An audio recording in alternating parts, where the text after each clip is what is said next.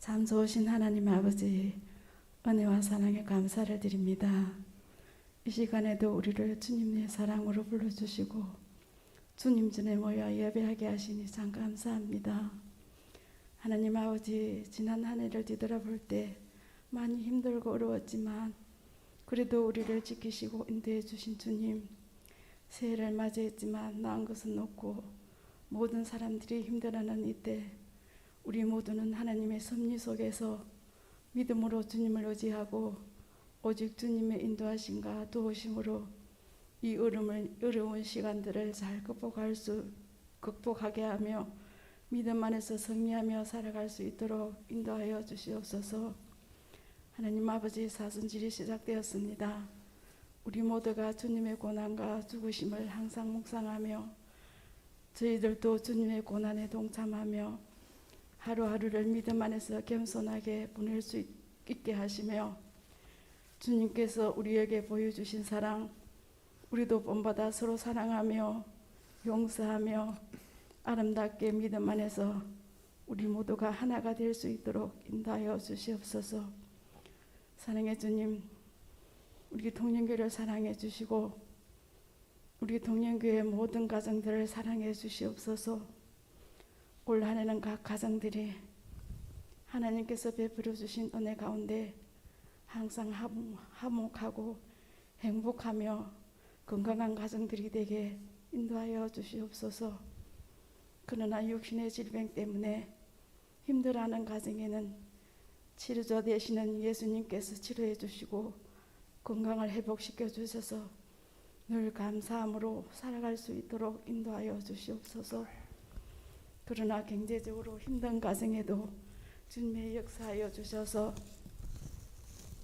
속히 모든 문제가 회복되게 인도하여 주시옵소서. 이 시간 우리 목사님 말씀으로 대언하실 때 성령님께서 함께 하시사 피곤치 않게 하시며 하나님 말씀을 전하실 때 우리 모두가 마음의 문을 열게 하시고 말씀의 뜻을 깨닫고 우리의 마음들이 날마다 하나님의 은혜 가운데 새로워질 수 있도록 인도하여 주시옵소서. 감사합니다. 늘 우리를 사랑하시는 예수님의 이름으로 기도드렸습니다. 아멘.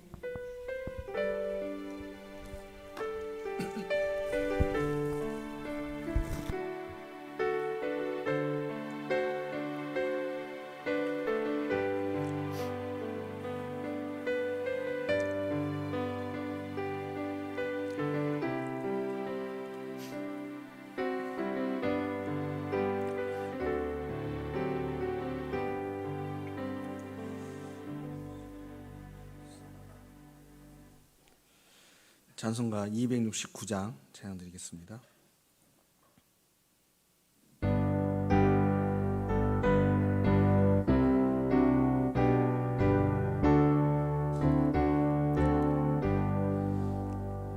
그 참혹한 십자가에 주 달려 흘린 피 샘물같이 죄 씻어 주시네. 값없어도 다 나와서 내 죄를 고하며 있는보다 더 희도록 참 성결 얻으리. 남이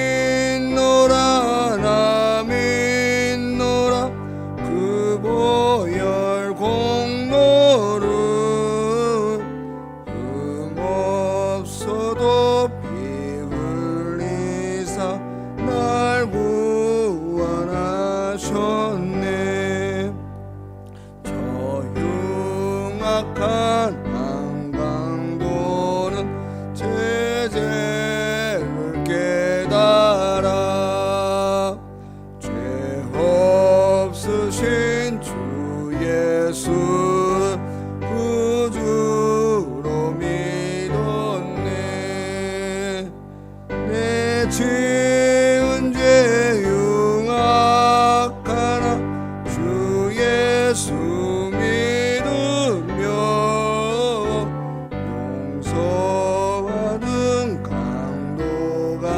같이 곧 구원받으리.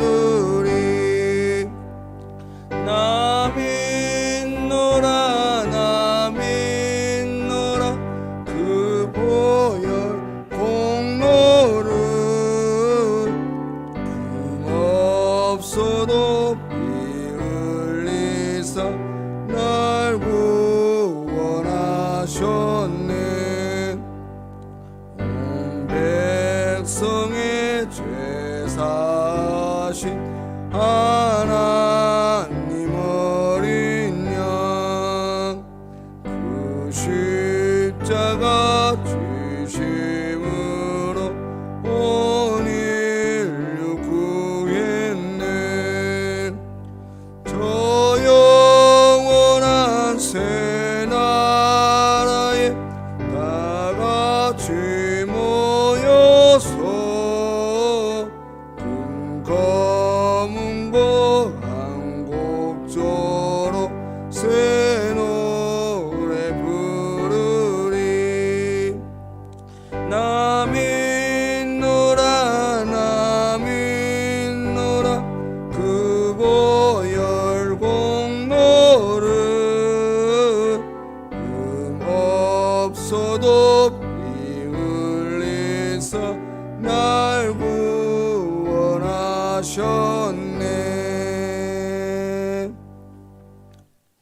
하나님 말씀 빌립보서 2장입니다. 빌립보서 2장 5절부터 8절까지 신약성경 319쪽에 있습니다. 빌립보서 2장 5절부터 8절까지 제가 봉독하겠습니다. 너희 안에 이 마음을 품으라. 곧 그리스도 예수의 마음이니 그는 근본 하나님의 본체시나 하나님과 동등됨을 취할 것으로 여기지 아니하시고 오히려 자기를 비워 종의 형체를 가지사 사람들과 같이 되셨고 사람의 모양으로 나타나사 자기를 낮추시고 죽기까지 복종하셨으니 곧 십자가에 죽으심이라. 아멘. 기도하겠습니다. 하나님, 귀한 날 귀한 시간 허락하셔서 또 말씀을 함께 나누게 하심을 감사합니다. 오전에 주셨던 귀한 은혜가 이 시간에도 계속 이어질 수 있게 하시고 오늘 말씀을 통해 새로운 하나님의 은혜들을 깨닫는 귀한 복이 넘치게 하여 주시옵소서. 모든 것 거룩하신 예수님의 이름으로 기도드립니다. 아멘. 오늘 사순절 첫 주일인데요. 사순절이 어떤 기간입니까? 바로 예수님께서 이 땅에 오신 또 고난받으심과 죽으셨던 그 일들을 기억하고 또 40일 동안의 예수님의 행적들을 살펴보면서 그 사랑과 은혜를 되새겨보고 우리의 삶을 되돌아보는 그런 절기입니다. 그러므로 사순절은 우리의 구원을 어떻게 지킬 것입니까? 또 이를 위해서 앞으로의 우리의 신앙을 어떻게 살아갈 것인가에 대해서 분명하게 정립하는 귀한 절기라고 할 수 있죠. 그런데 오늘 주보의 목회서신에 보면 사순절 묵상이라고 이렇게 하면서 어떻게 묵상할 것인가, 무엇을 묵상할 것인가 말씀하시면서 예배를 회복하자라고, 어떻게 하면 우리의 예배를 회복할 것인가 그것에 대해서 묵상하자라고 기록하셨습니다.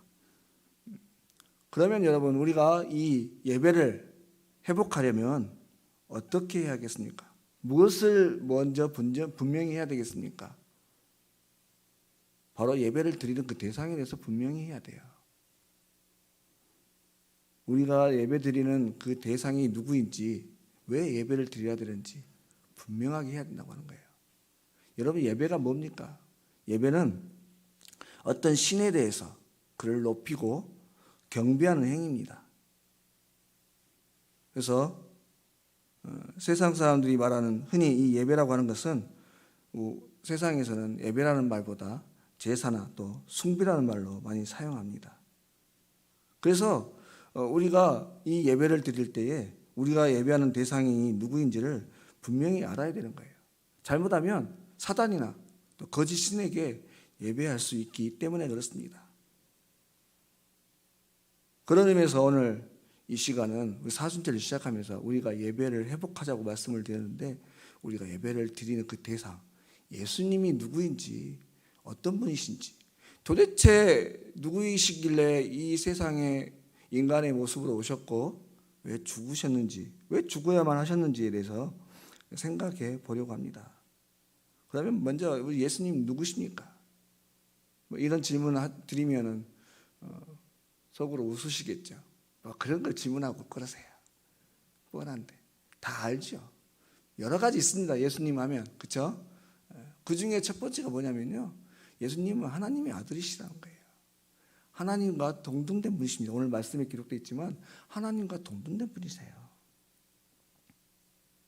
그래서 그 하나님의 아들이시라고 이렇게 우리가 알고 있는데, 그러면 이 하나님의 아들이라는 말 속에 담겨진 그 의미가 무엇인가?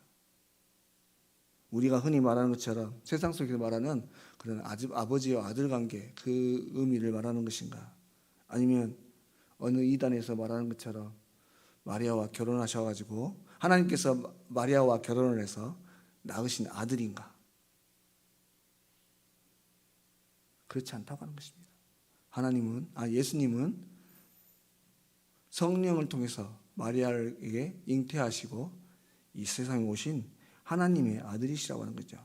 그래서 누가복음에 이에 대해서 천사가 마리아에게 나타나서 하시는 말씀 가운데 이 사실을 기록하고 있습니다. 천사가 대답하여 이르되 성령이 내게 임하시고 지극히 높으신 이의 능력이 너를 덮으시리니 이러므로 나실 바 거룩한 이는 하나님의 아들이라 일컬어지리라. 바로 성경을 통해서, 마리아를 통해서 이 예수님이 누구신가에 대해 성경은 증명하고 있습니다. 바로 하나님의 아들이시라고 하는 거죠. 또 이 예수님께서 하나님의 아들이라고 하는 사실은요, 당시의 유대 지도자들의 그런 말과 행동을 통해서도 우리가 알 수 있습니다. 예수님이 붙잡히시고 이제 대제사장이 그 심판대 앞에서 예수님께 묻습니다. 과연 네가 하나님의 아들 그리스도인가? 우리에게 말하라. 그러니까 예수님이 뭐라고 하십니까? 네가 말했다. 네 말이 맞다. 내가 하나님의 아들이다. 이렇게 말씀하시잖아요. 근데 놀라운 것은요, 이 말을 들은 이 유대 지도자들, 대제사장과 여러 공회원들이 믿습니다. 믿을 뿐만이 아니라 분노해요. 어떻게 내가 그런 참담한 말을. 여러분, 이게 무엇을 의미하는 겁니까? 당시 그 유대 지도자들은요, 하나님의 아들이라는 의미가 뭔지를 분명하게 알고 있었어요. 예수님이 하나님의 아들이라고 하니까 엄청 분노한 겁니다. 신성모독죄라고 예수님을 죽이기로 작정을 합니다. 여러분, 이것은 바로 유대 지도자들이 이 하나님의 아들이라는 말을 분명하게 정확하게 이해했기 때문이라고 하는 것이죠. 그렇다면 오늘 이 유대 지도자들이 이해한 하나님의 아들이라는 말의 의미가 무엇인가? 그것은 바로 하나님과 같은 분이라고 하는 거예요. 본질적으로 같은 분이세요. 그냥 외형만, 어떤 행동만 따라하는 것이 아니라 비슷한 게 아니고 완전히 하나님과 한 분이신 겁니다. 그래서 예수님께서도 종종 본인을 소개하실 때 나는 하나님과 하나다 이렇게 소개하셨어요. 또 내가 아버지 안에, 아버지께서 내 안에 계심을 믿으라고도 말씀하셨죠. 여러분, 예수님은요, 온전히 그 마음의 생각 속에, 또 모든 의식 속에 하나님과 일치된 생각만 하셨던 분이십니다. 말과 생각과 감정에 이르기까지 모든 것이 온전히 하나님의 것이었어요. 바로 그런 의미에서 예수님은 하나님의 아들이시며 하나님이신 게 분명하신 것이죠. 또 사도 요한도 뭐라고 하냐면요, 사도 요한도 요한복음 첫 시작부터 태초에 말씀이 계셨다라고 말씀하면서 그 말씀이 예수님이라고 소개하고 있습니다. 이것은 바로 예수님이 하나님의 아들이시라는 것과 하나님과 같은 동등한 영광과 능력을 가지신 분이라고 소개하는 것이죠. 사랑하는 여러분, 우리 주님은 하나님의 아들이셨습니다. 바로 그 귀하신 하나님께서, 높고 높으신 그 하나님께서 이 낮고 낮은 곳에 천한 모습으로 내려오신 겁니다. 여러분, 여기서 우리는 또 한 번의 몇 가지 의문들을 가져보아야 합니다. 왜 그러면 하나님과 동등하신 예수님, 하나님이시면서 또 하나님의 아들이신 이 예수님이 굳이 이 땅에 오셔야만 했고 왜 죽어야만 하셨는가 하는 것이죠. 인류의 죄 문제를 해결하기 위해서 오직 예수님밖에 없었는가? 다른 길은 없었는가? 여러분, 이 부분에서 우리는 분명히 의문을 가져봐야 됩니다. 왜냐하면 세상 사람들이 또 이단에서 자꾸 그 문제를 가지고 우리에게 말을 걸어오기 때문에 그래요. 그러면 우리가 분명히 알고 답을 해줄 수 있어야죠. 또 무엇보다도 우리의 신앙관, 우리의 구원관을 확실하게 하기 위한 열쇠가 바로 여기에 있습니다. 왜 예수님은 이 땅에 오셔야만 했는가? 왜 예수님밖에 없는가? 여러분, 사실 하나님께서는요, 태초부터 우리의 죄 문제를 해결할 한 방법을 주셨습니다. 여러분, 아담과 하와가 태초에 범죄를 하고 에덴 동산에서 쫓겨나지 않습니까? 그때 하나님께서 무엇을 만들어 주십니까? 가죽옷을 만들어 주십니다. 왜냐하면 두려웠기 때문이죠. 엄청 두려웠습니다. 죄를 범하고 가인이 아벨을 죽이고 그렇게 두려워했던 것처럼 엄청나게 두려워했어요. 첫째는 하나님과 관계가 끊어졌기 때문이요, 하나님의 영과 교제할 수 없게 되었기 때문에 두려웠습니다. 죄는 그렇게 두렵게 만들어요. 다음에 또 죄는요, 사람을 부끄럽게 만듭니다. 자꾸만 숨게 만들죠. 하나님께서 그 죄로 인해서 죄 때문에 사람을 부끄럽게 만들고 두렵게 만드는 것이 아니라 스스로가 두려워하고 부끄러워하는 것입니다. 그런 인간에게 하나님은 가축의 피로 그 죄를 대신할 수 있도록 허락해 주셨어요. 그래서 짐승의 피로 또 짐승을 태우는 연기로 정결하게 될 수 있게 하셨죠. 그런데 이마저도 세월이 흐르면서 점점 변질되어 갔습니다. 참 어리석은 인간들은 하나님께서 우리에게 허락하신 하나님께 가까이 갈 수 있는, 하나님과 교제할 수 있는 유일한 방법, 또 영원한 죽음으로부터 우리를 지켜낼 수 있는 그 방법을 주셨는데 그것마저도 타락시켰어요. 결국 이 제사의 방법으로도 우리의 구원을 이룰 수 없게 되자 하나님께서는 예수님을 보내주신 것이죠. 아니, 이미 태초부터 예견되고 계획된 일이라고도 생각할 수 있겠습니다. 어찌됐건 예수님을 통해서 우리의 죄 문제를 해결할 수 있도록 방법을 주신 겁니다. 그러니까 다시 말하면 가능성이 없는 우리에게 다시 우리의 죄 문제를 해결할 수 없고 그 죄 문제를 해결할 수 없음으로 인해서 심판받을 수밖에 없는 우리들에게 다시 살 수 있는 기회를 주신 거예요. 그것도 영원하게, 한 번의 제사로 영원하게. 여러분, 예전에 그 하나님께 주셨던 제사 의식은요, 효력이 1년밖에 되지 않습니다. 매년 이 백성들은 하나님 앞에 나와서 속죄제를 드렸어야 돼요. 그러니까 효력이 1년밖에 안 되는 거죠. 그런데 예수님의 죽으심은 영원한 효력을 주신 겁니다. 그러면 왜 꼭 예수님이셔야만 하는가? 다른 인간으로서 그 죄값을 지불하게 할 수는 없는가? 예, 없습니다. 여러분, 누군가 다른 사람의 죄를 대신 지불하려면요, 나는 그 죄가 없어야 돼요. 그렇죠? 나도 같은 죄를 가지고 있는데 내가 누군가에게 내가 이 사람의 죄를 대신 지불하겠습니다. 그러면 뭐라고 하겠습니까? 네 죄나 해결해라 그러죠. 내가 이 사람의 빚을 갚아주려고 하는데 그러면 네 빚이나 청산을 해라. 그럴 거 아시겠습니까? 마찬가지로 사람은요, 모두가 죄인이기 때문에 누가 누구의 죄를 대신 해주겠다 그렇게 할 수가 없는 거예요. 왜냐하면 사람은 모두가 죄인이기 때문에 그렇습니다. 왜 사람이 모두가 죄인입니까? 아담으로부터 내려온 원죄가 있기 때문에 그래요. 사람은 태어날 때부터 아담으로부터 내려오는 죄의 본성을 가지고 태어납니다. 그래서 그 죄의 본성으로 인해서 죄인으로밖에 살아갈 수밖에 없어요. 사도 바울이 이 죄의 본성에 대해서 로마서에 뭐라고 말하냐면요, 내가 행하는 것을 내가 알지 못하노니 내가 원하는 것을 행하지 아니하고 도리어 미워하는 것을 행하느니라. 만일 내가 원하지 않는 그것을 행하면 내가 이로써 율법을 선한 것으로 시인하느니 이제는 그것을 행하는 자가 내가 아니요 내 속에 거하는 죄니라. 내가 원하는 바 선을 행하지 아니하고 도리어 원하지 아니하는 바 악을 행하는도다. 만일 내가 원하지 않는 그것을 하면 이를 행하는 자는 내가 아니요 내 속에 거하는 죄니라. 내 속에 죄가 있어서 죄의 본성이 있어서 나는 원하지 않지만 계속해서 죄를 범할 수밖에 없다고 하는 거예요.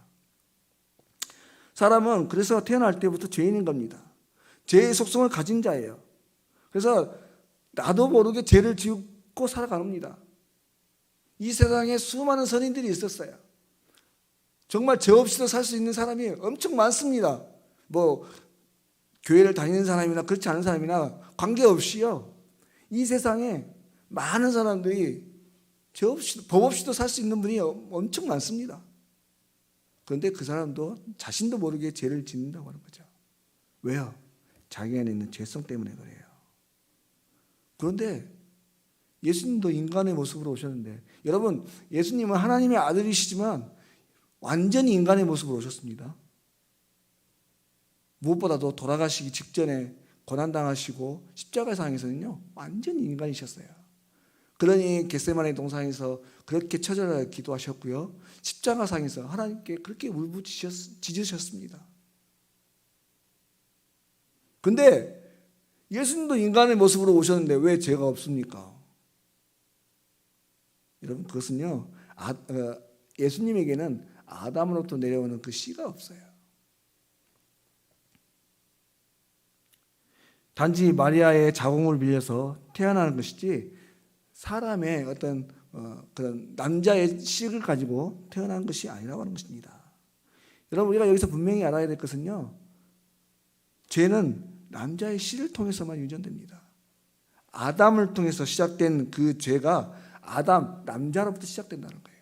그 씨가 계속 넘어야 돼요. 그러면 마리아도 죄인이죠.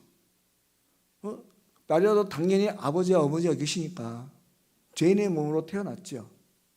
하지만 예수님은 남자의 씨를 받지 않았어요. 하다못해 요셉의 씨도 받지 않았습니다.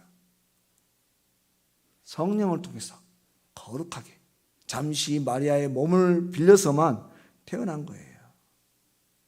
그러니 예수님께는 죄가 없고 인류를 위한 속죄 제물이 될 수 있었던 것입니다. 그렇다면 이제 마지막으로 왜 예수님이 우리의 죄를 지고 대신 죽었는가? 그 이유가 무엇인가? 여러분, 예수님께서 왜 우리의 죄를 위해서 죽으셨습니까? 우리를 너무나 사랑하시기 때문에 그래요. 하나님께서 우리를 얼마나 사랑하시는지요, 성경 곳곳에 쓰여져 있습니다. 여기 계신 모든 성도님들, 또 영상으로 같이 예배드리신 모든 성도님들은 다 아시겠지만 성경을 통해서 볼 때마다 창세기면 창세기, 뭐 시편이면 시편, 뭐 선지서인 이사야서면 이사야서, 또 신약 성경은 말할 것도 없고요. 성경 곳곳에 하나님이 우리를 얼마나 사랑하시는지 그 말씀이 기록되어 있습니다. 무엇보다도 창세기에 하다못해 이 세상을 창조하실 때에도 그 과정 속에도 하나님이 우리를 얼마나 사랑하시는지 담겨져 있어요. 여러분, 태초에 하나님이 이 세상을 창조하실 때 그 순서를 보십시오. 빛을 창조하시고 공창을 만드시고 또 땅과 육지를 나누시고 해와 달, 또 동물들, 이렇게 순서대로 만드시지 않습니까? 그리고 마지막 날에 인간을 만드셨어요. 여러분, 왜 인간을 마지막 날에 만드셨겠습니까? 첫날 만들어 놓고 네 필요한 거 뭐야? 하나하나 만들 수 있잖아요. 근데 모든 것을 만들어 놓고요, 완벽하게 사람이 누릴 수 있는, 우리 세상 말로 파라다이스를 만들어 놓고 인간을 만드신 겁니다. 그마저도 혼자 있는 게 보기 안 좋으니까 그 옆에 짝을 또 만들어 주시고, 하나님 그만큼 사람을 사랑하신 겁니다. 또한 예수님께서도요, 우리 신약 성경을 보면 그 제자들을 얼마나 사랑하셨는지 요한복음 13장의 그 말씀에 기록되어 있습니다. 요한복음 13장부터 이제 말씀 속에는요, 본격적으로 이제 예수님이 죽음의 길을 가시기 위해서 최후의 만찬을 시작하는 그 장면들이 계속 이어집니다. 요한복음 13장의 첫머리에 첫 1절 말씀에 뭐라고 말씀하시냐면, 예수님께서 그의 사람들을 사랑하시되 끝까지 사랑하셨다, 이렇게 말씀하세요. 여러분, 여기서 끝까지 사랑하셨다는 이 말 속에는요, 뭔 의미가 담겨지는 줄 아십니까?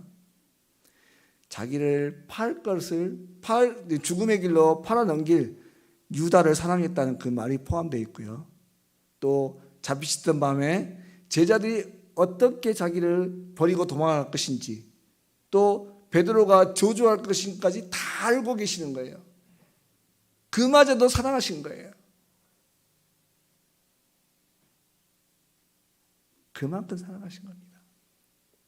여러분, 사실 우리가 누군가를 사랑한다고 말을 하지만 자기의 목숨까지 내어주면서 사랑할 수 있겠습니까? 게다가 채찍에 맞아가면서 손과 발에 못을 박아가면서. 물론 부모님들은 가능하시겠죠. 그런데요, 요즘 부모 같으면 어떨지 모르겠어요.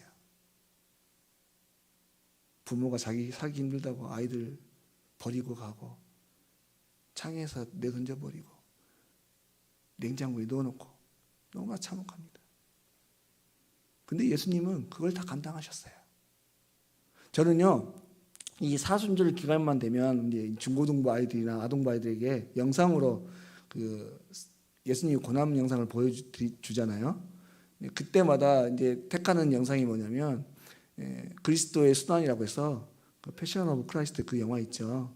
그 영화를 꼭 보여줍니다. 너무나 사실적으로 표현해놨어요. 저는 사실 몰랐어요. 예수님께서 그 영화를 보기 전에는 몰랐는데, 예수님께서 채찍을 맞으실 때 그냥 가죽 채찍을 맞으신 줄 알았거든요. 근데 채찍에도 여러 가지가 있더라고요. 갈고리가 있는 새 사슬이 달린 채찍으로 맞으셨어요. 살점이 떨어져 나가는데요, 너무 마음이 아팠어요. 무엇보다도 십자가에 못 박히실 때 그 효과음이 꽝꽝 들리는데요, 매번 그 영상을 볼 때마다 눈물이 납니다. 얼마나 제 심장이 쿵쾅거리는 걸 느낄 수 있어요. 여러분, 하나님께서 또 예수님께서 우리를 사랑하시는 방법이 그렇게까지 사랑하셨다는 거예요. 바로 사순절은 그러한 하나님의 사랑, 예수님의 사랑을 묵상하는 기간입니다. 바로 근데 이 사순절의 기간 동안에 하나님이 우리를 얼마나 사랑하셨는지, 예수님께서 어떠한 죽음으로 우리를 구원하셨는지 다시 한번 깊이 묵상하시길 바랍니다.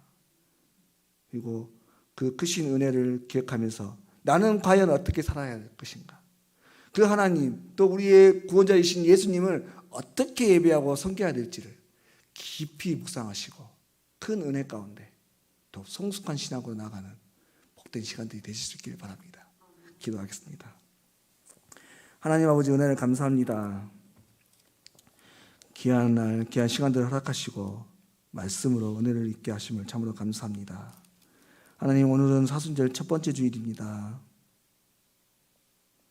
예수님께서 이 땅에 오심과 걸어가신 그 고난의 길들을 묵상하면서 우리가 과연 어떠한 사랑을 받았는지, 또 어떠한 신앙으로 살아가야 될지를 다시 한번 되돌아보고 결심하는 기간인데, 하나님, 이 귀한 시간에 예수님께서 보여주신 귀한 헌신과 사랑들을 다시 한번 깊이 묵상할 수 있게 하시고, 내가 받은 은혜가 무엇인지, 예수님께서 걸어가신 그 길이 어떠한 길인지 깊이 묵상함으로 우리 안에 말씀과 기도의 회복과 또 예배의 회복, 신앙의 회복이 이루는 귀하고 복된 시간들이 될 수 있도록 주여 인도하여 주시옵소서. 모든 것 걸어가신 예수님의 이름으로 기도드립니다. 아멘. 찬송가 303장 찬양되겠습니다.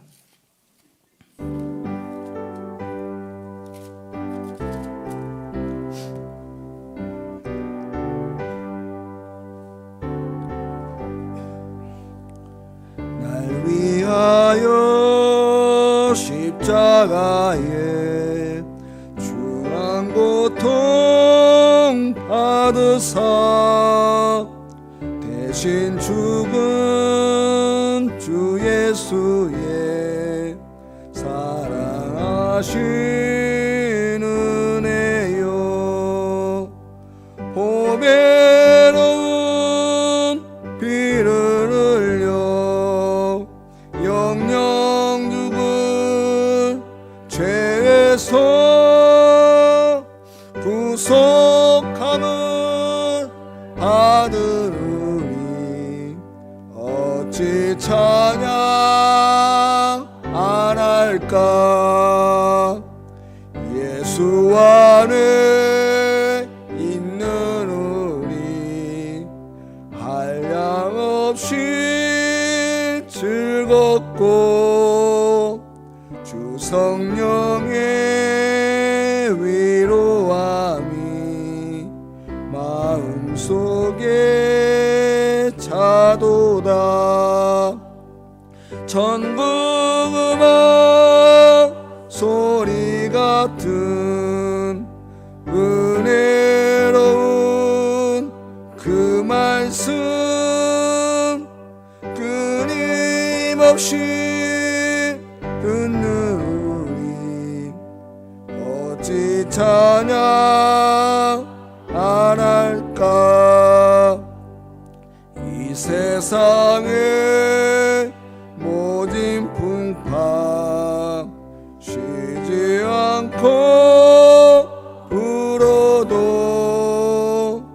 주님 안에 보호받는 우리 마음 편하다 늘 깨어서 기도하고 저 천국을 바라며 주님 말을 기다리니 어찌 찬양 안 할까 교회 소식 주부를 참고하시길 바랍니다. 우리 새가족 등록하신 새가족 명단이 주부에 기록되어 있습니다. 살펴보시고 교회에 잘 적응할 수 있도록 함께 협력해 주시길 바랍니다. 다음 주에 정기 당회가 있습니다. 당원들 기억하시고 사순절 첫 번째 주일 이제 지나고 있는데요. 사순절 기간 동안 우리 묵상집을 통해서 예수님에 대해서 깊이 묵상하시고 우리가 받은 사랑, 은혜들을 다시 한번 깨닫는 시간들이 되실 수 있기를 바랍니다. 2월 함께 나누실 기도 제목 기록되어 있습니다. 함께 살펴보시고 기도해 주시길 바랍니다. 지금은 중보 기도가 참 중요한 시기라고 생각합니다. 우리 예배에 참석하시는 우리 성도님들이나 또 함께하지 못하는 성도님들 또 어려움 가운데 계시는 여러분들이 계세요. 함께 중보로 기도하시는 우리 성도님들 되실 수 있기를 바랍니다. 우리 함께 예배드리신 성도님들과 인사하시겠습니다.